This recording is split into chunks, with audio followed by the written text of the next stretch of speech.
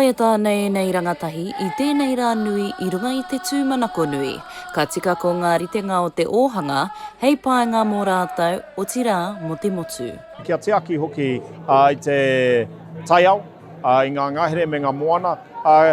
Ka taia hoki te āta hāngai ki te whakaputa-puta, ki te whakanui puta, ki te āta tiaki hoki I te taiao. I tai mai ai te minita whanake Māori ki te marae nei mō te Poukai.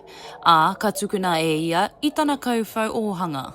E whai ana tēnei I te Ohanga ki te ao I whakatūria e Te Arikinui kuini ngā wai hono I te pō I te mutunga o te tau kua hori. Kia tau te utu mo te taha hiko ki ngā papakainga, ki ngā pāki me ngā tāngata katoa Aotearoa. E tika ana me whai hoki te tauira tauhara, tai atu ki a Tuaropaki, ki ngā mahi kei te hāpaingia ki kaurau a te wiki nei. We need to make sure that actually the decision making for our rohe that's going to have an impact on our people and our tūpunawa, wawa tūpuna, is made by us. Kātahi anō te Poukai ki Tūrangawaewae Marae Poukai, ahakoa ngā kōrero I whāriki hea ai e te minita whanake Māori mo te Ohanga Māori, ka rere tonu te au o te awa o Waikato. This is what happened during COVID.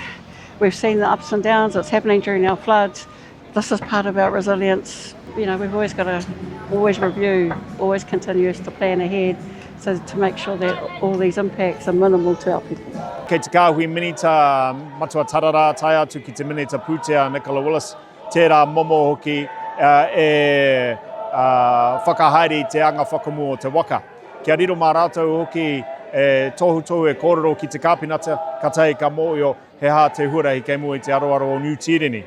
So ultimately the new system is pretty much most of the decision making gets shifted from the region into the central government, which actually doesn't make sense to us. If you're trying to devolve, it should be the regions making the decisions, and so therefore iwi should be part of that decision making.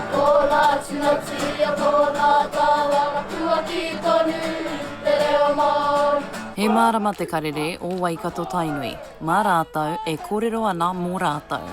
Ka mutu mā rātou e whakahaere, kaua mā te karauna. Maioha Panapa, mā Aukaha.